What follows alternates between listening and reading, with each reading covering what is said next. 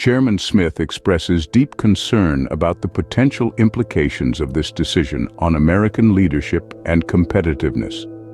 He argues that this move deviates from the traditionally bipartisan approach to digital trade that America has upheld, potentially posing a risk to both American businesses and the workforce.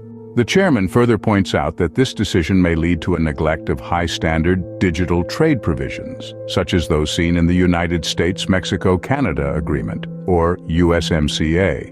This could put American companies serving global customers at a disadvantage, as they may be forced to store their critical data on servers that lack reliability and security. In the broader scope of things, Chairman Smith sees this decision as a symptom of a greater issue with the Biden administration's approach to trade policy.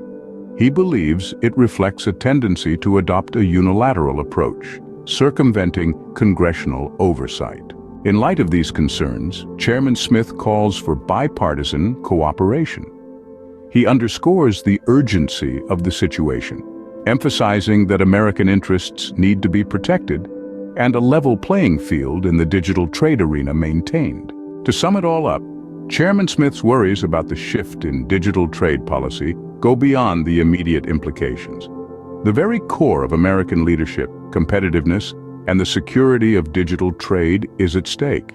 The steps the administration takes next will be critical in determining the future of digital commerce.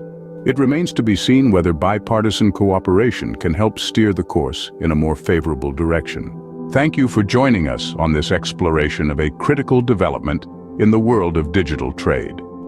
If you found this information valuable, we encourage you to engage with us by hitting the like button, subscribing to our channel, and sharing your thoughts in the comments section.